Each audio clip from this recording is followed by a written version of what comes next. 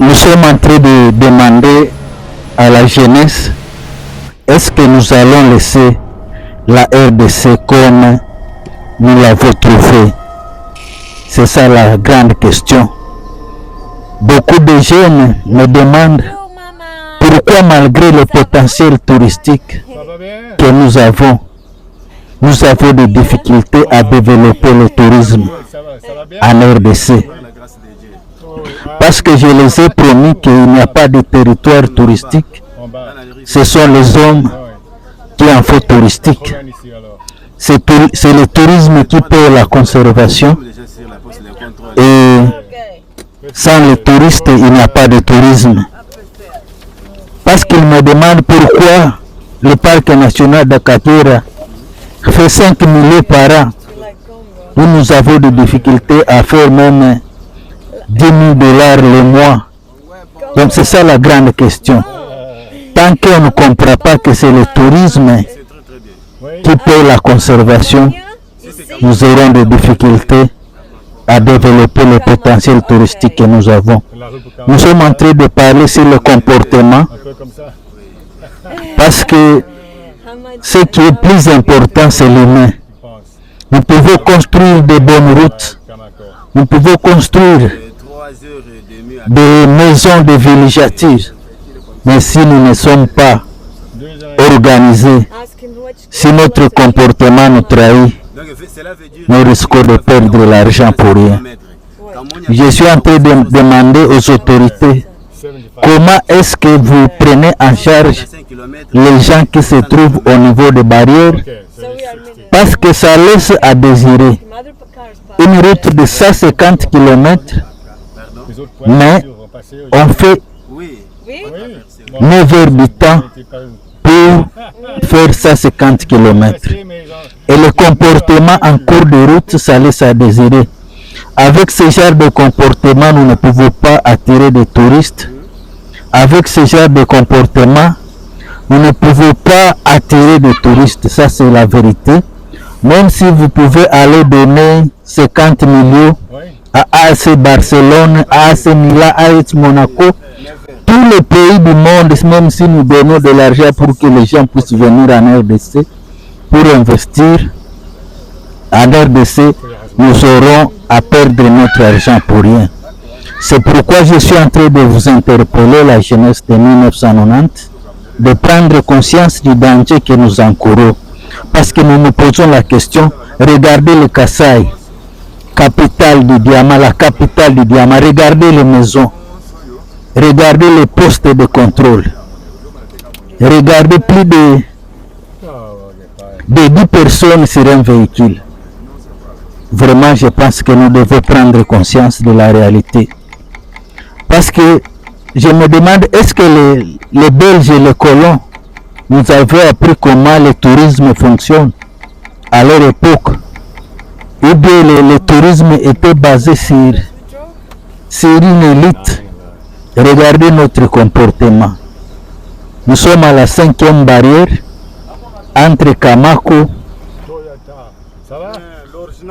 et Chikapa. Nous allons arriver bientôt sur la rivière Maïmonène.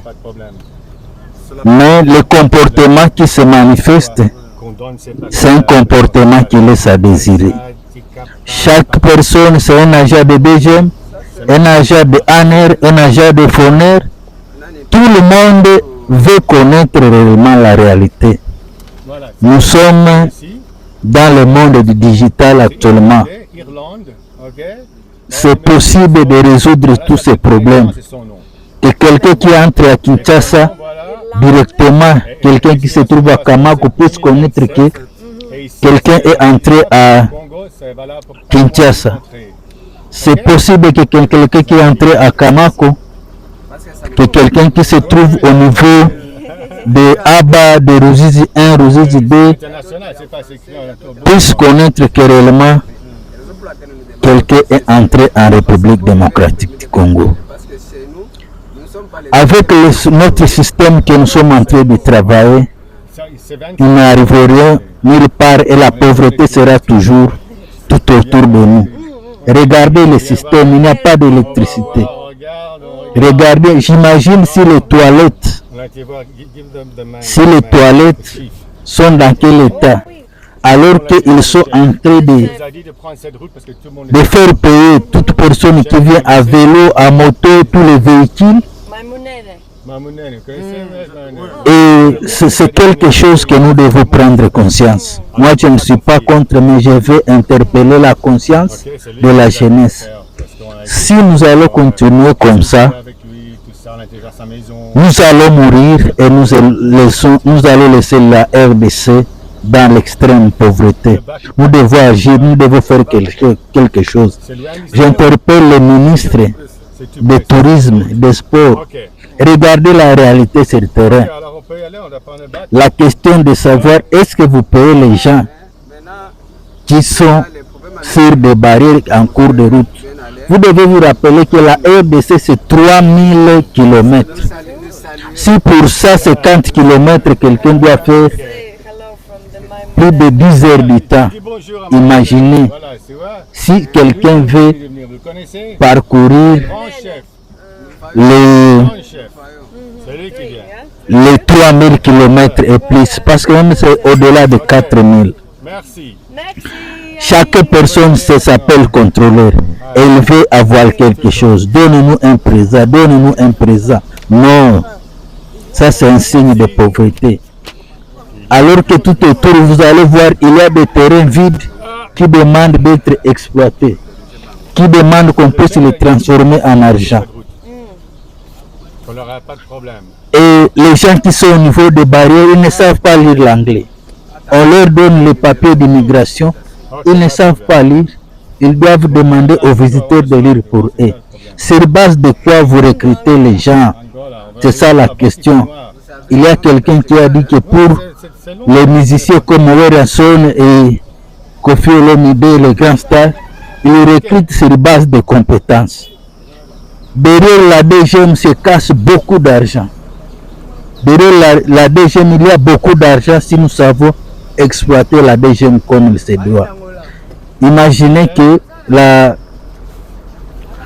les visas touristiques en RDC c'est autour de $500. Mais actuellement avec le M23, on fait payer $100. Par mois, ils ont pris plus de 1000 personnes qui viennent visiter la RDC, Goma et Bukavu. Ça fait combien? Ça fait plus de $100,000. Mais nous en RDC, à cause du visa qui n'est pas bien explicité et qu'on fait payer $500, nous avons des difficultés de faire entrer même 200 touristes. Regardez la différence. Je suis en train de vous dire que derrière les institutions de la République démocratique du Congo se cache l'argent. La DGM, si elle fonctionne comme il se doit, peut générer beaucoup d'argent et donner de l'emploi à beaucoup de jeunes. La question est de savoir comment se fait le recrutement, sur base de quoi. Regardez les gens de la DGM, ils n'ont pas d'uniforme, donc on ne sait pas qui est policier, qui est ANR, qui est... Donc c'est très important que vous puissiez connaître. Et le temps perdu au niveau des barrières, ça laisse à désirer. Imaginez s'il doit parcourir les 3000 km de la RDC. Est-ce qu'il sera capable? Est-ce qu'il ne va pas laisser les véhicules en cours de route? Vous devez savoir qu'il n'y a pas de territoire touristique. Ce sont les hommes qui en font touristique. Deuxième des choses, c'est le tourisme qui paie la conservation. Et sans les touristes, il n'y a pas de tourisme. Troisième des choses, nous sommes en train de vous dire comment nous pouvons être capables de transformer le potentiel touristique en argent. Et comment nous pouvons quitter la situation de $2 par jour à $30 par jour grâce au tourisme. Et enfin, nous sommes en train de vous dire que notre comportement est plus important que l'argent dans le tourisme. Notre hospitalité. Quelqu'un ne peut pas entrer en RDC, là où il y a plus de 4000 DG, pour faire la fraude. Non, nous nous trompons. Notre pays, sur le point de vue de l'hospitalité, nous avons beaucoup de choses à apprendre. Et c'est très important d'enseigner la jeunesse dans des universités et les écoles.